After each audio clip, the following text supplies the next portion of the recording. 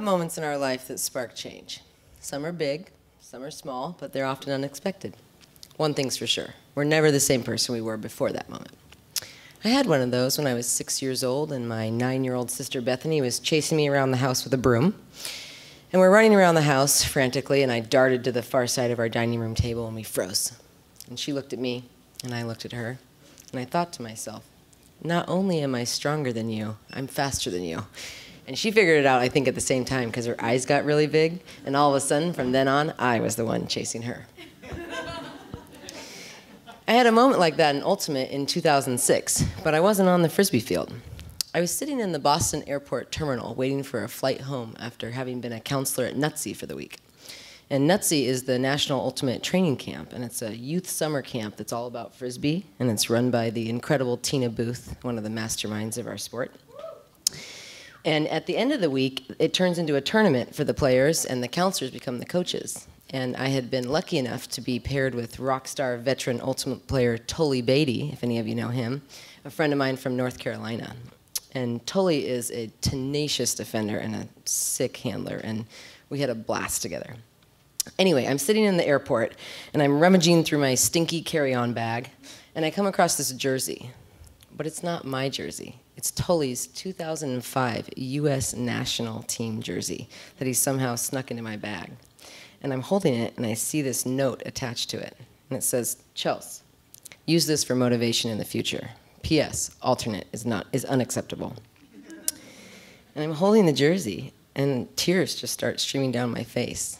I couldn't believe that a player as great as Tully believed and thought that I might actually be able to make a U.S. team someday. See, I've been competitive and energetic since I was about, I'd say 4.5 months old. Literally. I was on a leash as a child. And I was put in gymnastics at the age of 3 as an attempt to harness my energy. I grew up playing every sport that I could, soccer, basketball, track. If it was a way to compete, I was involved in it. And so I would say that that motivation to make the U.S. team was always inside of me, but Tully's jersey and his belief in me was just this spark that lit a fire inside of me. And for the next 3 years, I just made it one of my biggest goals to try my hardest to make that team. I was at that awesome age in your mid-20s when you don't actually have any responsibility.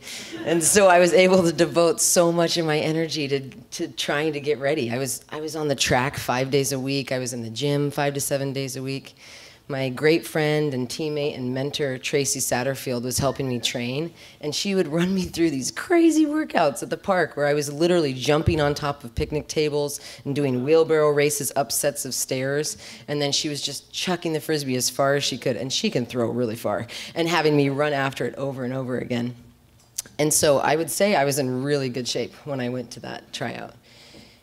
And when I found out that somehow I got to be not only one of the 20 players that was on the team, but one of the 6 that was going to get to compete in Taiwan, it was an honor that I will never forget. I already forgot to explain that the U.S. team is made up of 20 players that are chosen from the West Coast and the East Coast tryout, and they compete in the World Games, it's like the Olympics for our sport. And it happens, Tully was an alternate on the 2005 team that Chase was also on, that won gold in Germany. And in 2009, the World Games were in Kaohsiung, Taiwan. When I made the team, and I was somehow lucky enough to get to be one of the 6 girls. And when our team walked out into the stadium for the opening ceremonies, and there were fans cheering, and they had fireworks going off, and we were walking in our ridiculous blue blazers and our white linen pants, and we were walking with all of the U.S. athletes from all of the sports, I can honestly say it's the first time I felt like a professional athlete.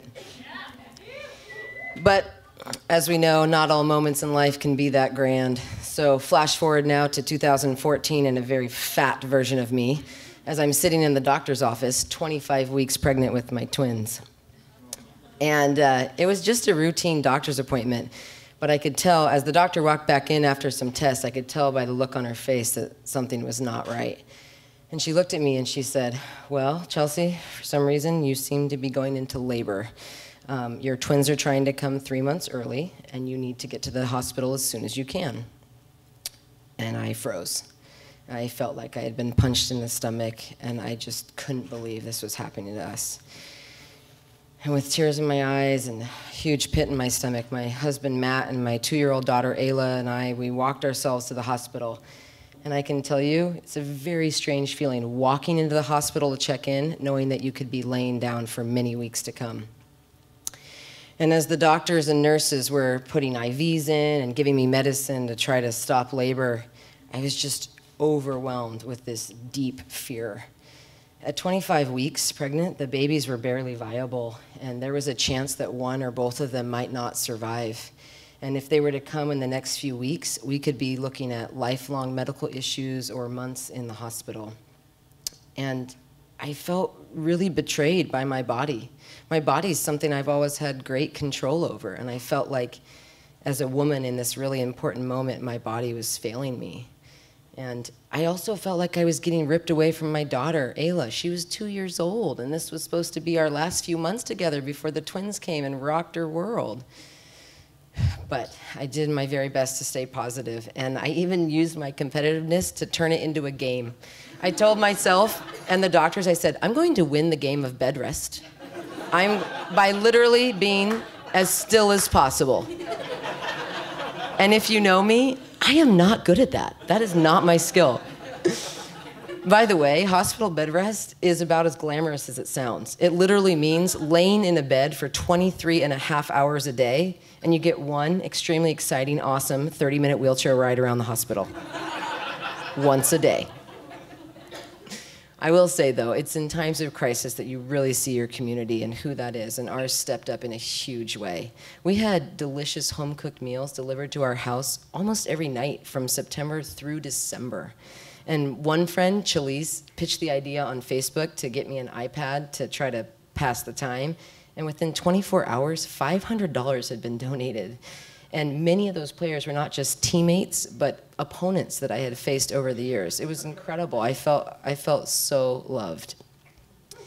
But I will say, hospital bed rest at night is a very lonely place. And after all my friends and family had gone home for the day, that's when the real anxiety and panic about the situation would come in, and I would just spiral on negative thoughts, and it was really hard to stay positive.